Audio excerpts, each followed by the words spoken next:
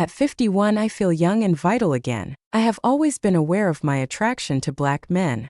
There was an undeniable allure about them, their unwavering confidence, the richness of their deep voices, the strength of their hands, that sent a delightful shiver across my skin.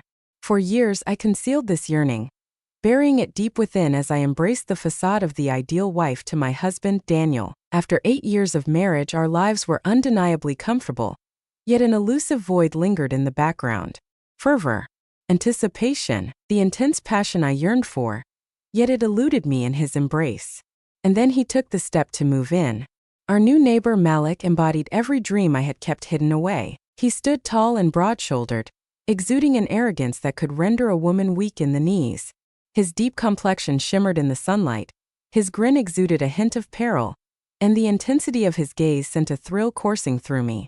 From the moment our paths crossed, an undeniable sense of foreboding washed over me. I approached to introduce myself, embodying the spirit of a friendly neighbor, but as soon as he opened the door, my breath hitched in my throat.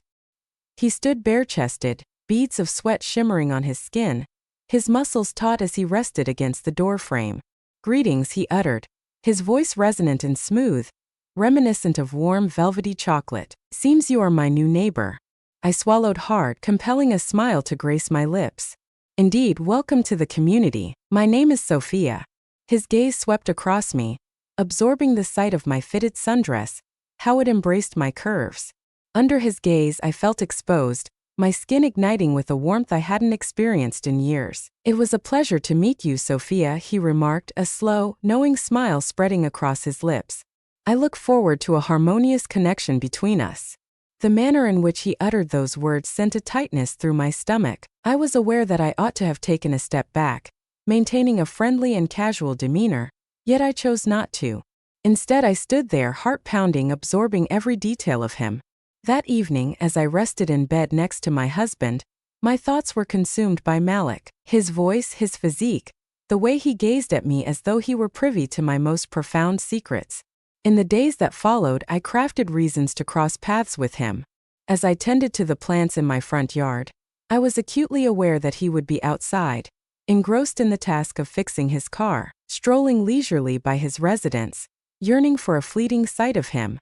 Each time he stood there, observing me with those deep, penetrating eyes.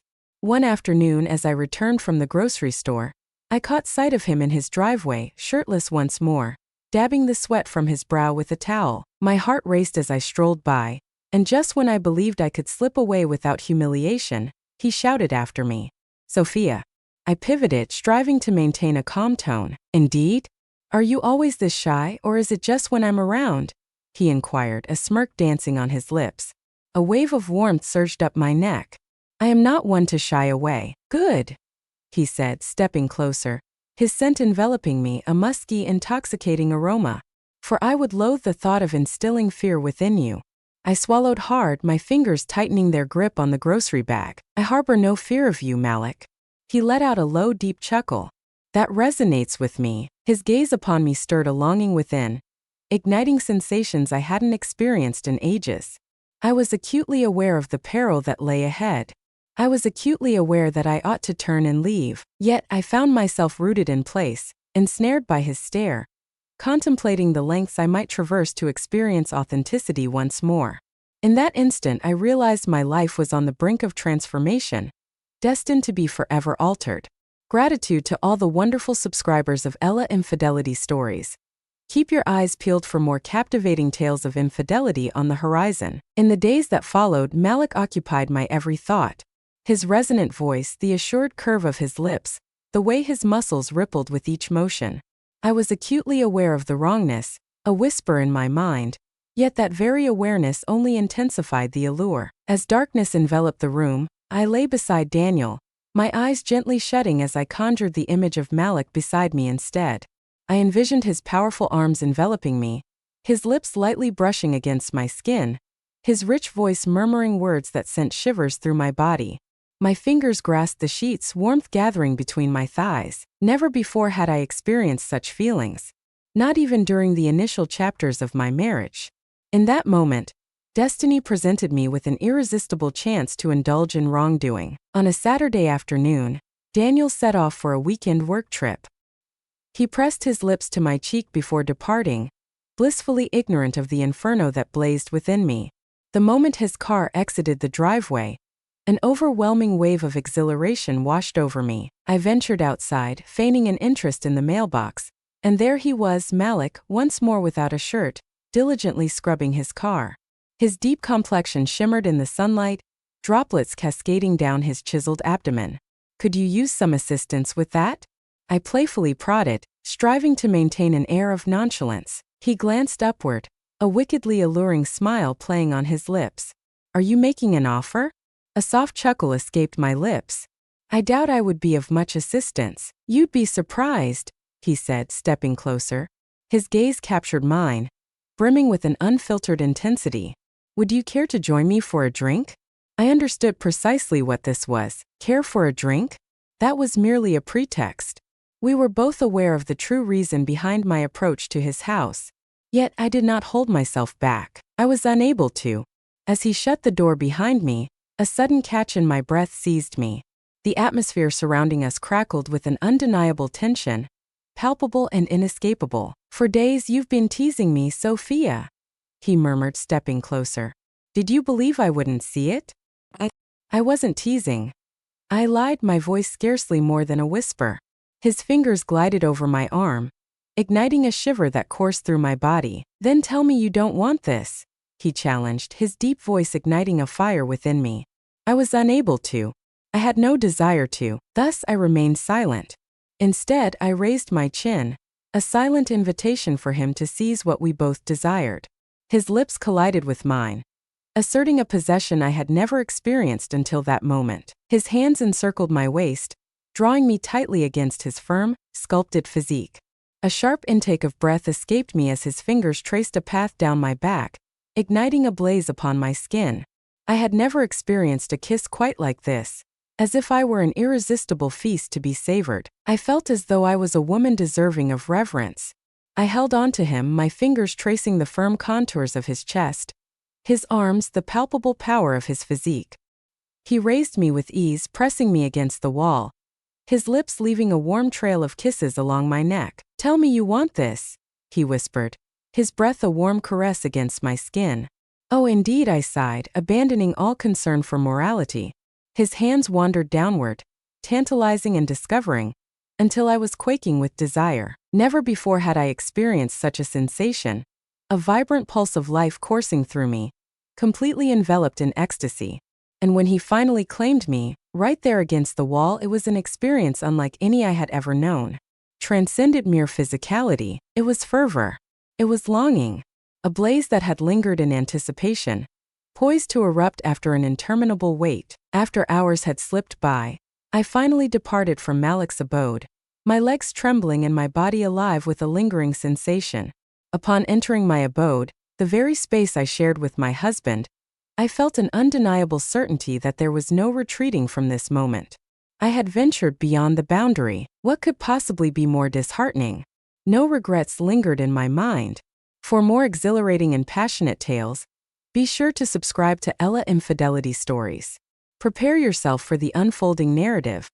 The next installment promises to be unmissable. The treachery. As I lay beside Daniel that night, a profound transformation washed over me, making me feel like an entirely different woman. My body still buzzed from Malik's touch, while my mind oscillated between guilt and an undeniable, intoxicating pleasure. I had committed an act beyond redemption. Still, the idea of halting, it never once entered my thoughts. Malik had stirred within me a deep yearning, an untapped strength I had yet to discover. In his presence, I transcended the role of a mere wife. I was a woman coveted, revered, and indulged in manners I had only imagined. And now a deeper yearning stirred within me. The journey commences in the weeks that followed. Malik and I found ourselves entwined in the depths of our clandestine romance. Each fleeting moment brimmed with unrestrained desire, hurried encounters within his walls, extended nights of hushed sighs, and fervent dawns where I found myself calling out for him long before my husband stirred from sleep. Yet, before long, Malik yearned for something greater. "Why do you still stay with him?" he inquired one afternoon, his fingers drawing languid circles on my bare thigh. There was a moment of uncertainty, The matter is far more complex than it appears. Indeed it is, he replied, his tone resolute. You do not love him. You have no desire for him at all. What is the purpose of this charade? He was undoubtedly correct. Daniel possessed admirable qualities, yet he lacked the essence that defined Malik. He failed to ignite a flutter in my heart or a fire within my soul. To be frank, I had grown weary of the facade. Malik drew nearer, his lips grazing my ear softly. Imagine a scenario where we could eliminate him and seize it all for ourselves. I leaned away just a fraction, locking eyes with his piercing stare. Could you clarify what you mean? He wore a sly grin. He possesses wealth, a charming abode, a life of comfort. What about you? The potential to seize everything lies within you. My heart raced with intensity.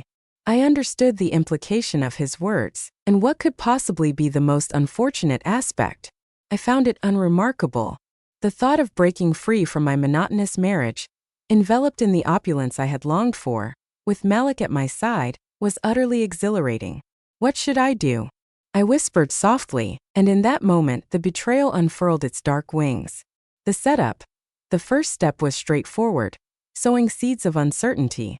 I began to create distance from Daniel, leaving him with a sense of unworthiness, driving him into a state of stress and insecurity. I understood the art of manipulation, embodying the persona of the discontented wife, weary and preoccupied, too drained for closeness, too occupied for conversation.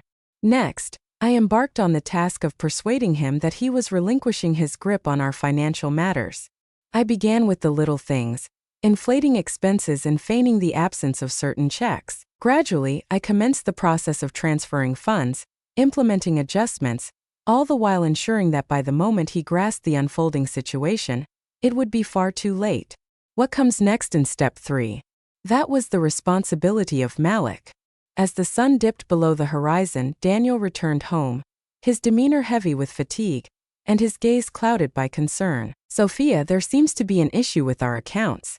I find myself at a loss, unable to trace the path of our finances. I feigned innocence. Could you clarify what you mean? With a deep sigh, he pressed his fingers against his temples. It feels as though money is simply vanishing into thin air.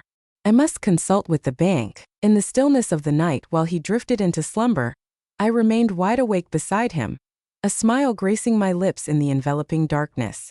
He was utterly oblivious. The ultimate strike. A month had passed, and Daniel found himself in a state of financial ruin. A fresh beginning, yet at what price? I lingered by the window, observing Daniel as he turned to leave, his shoulders drooping, the weight of his unraveling world evident in his every step. Instead of the expected emotions, guilt, remorse, or even the faintest hint of regret, all that washed over me was a profound sense of relief. Malik encircled my waist from behind, his breath a gentle warmth against my neck. He's gone, he whispered, his rich voice sending chills coursing through me. Indeed, I murmured, drawing closer into his hold. The end has finally arrived. Yet, as I watched Daniel fade into the distance, an unfamiliar sensation began to stir within me. It was not regret. It was not sorrow. It was a profound sense of dread. In that moment, Malik and I possessed it all, and that signified I had everything at stake. Embracing the ideal existence. The ensuing weeks were nothing short of exhilarating. Malik arrived the very next day, settling into the home that Daniel had once crafted for us. We reveled in our triumph with abandon, on the kitchen counter, against the walls, in the very bed where Daniel once lay. He had taken me before, but what about now? At that moment he possessed me entirely. I belonged to him. Oh, how I cherished each fleeting moment. Malik indulged me, lavishing me with presents, treating me as the queen I had always yearned to become. Lavish feasts, brief escapes, evenings brimming with such fervor that I felt on the verge of shattering.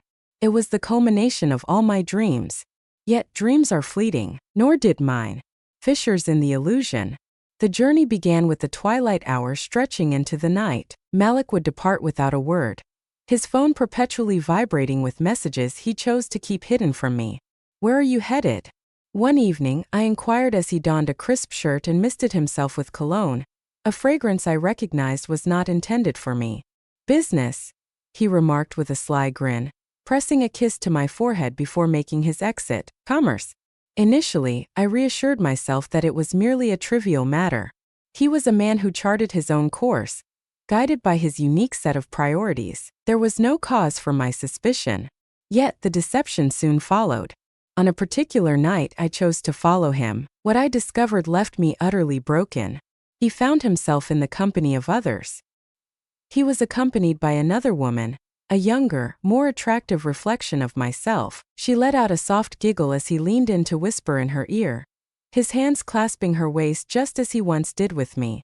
I remained motionless in the darkness, observing as my beloved, the one for whom I had forsaken my husband, turned against me. In that moment the truth dawned on me. I was not extraordinary. I was merely one of the many women in his assemblage. In the same way that Daniel served as a pivotal support in my journey, I too had played a crucial role in Malik's path. The one who was wrong transforms into the one who wrongs. The fury within me was overwhelming. Everything had been sacrificed for Malik, my union, the foundation of my existence, my safeguard, and now he was casting me aside. I would not allow that to come to pass. In the stillness of that night, I laid down my last card. The residence remained under my name. What about the accounts? I had taken great care to conceal my portion in a place accessible only to me. Malik believed he had secured one, yet he had misjudged my capabilities. With the dawn of a new day, I took it upon myself to change the locks.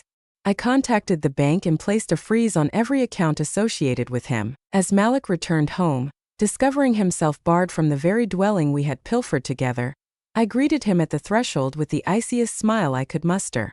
"It seems you find yourself with nothing now," I remarked with a hint of sweetness, as I carelessly tossed his bags onto the porch.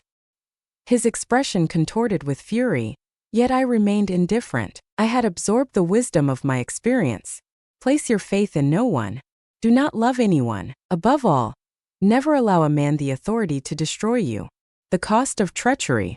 Ultimately, I attained it all: the dwelling, the funds, the essence of my liberation. As I found myself in the heart of my vacant home, gazing at the spot where Malik and Daniel had once been, a realization washed over me. I possessed one. Yet, I found myself utterly alone, devoid of anyone to share in the joy of celebration. For the first time, a thought began to stir within me. Was it all worth it in the end? If you enjoyed this, be sure to subscribe to Love, Lies, and Truths for more captivating content. Prepare yourself for the upcoming scandalous narrative. It's one you won't want to overlook.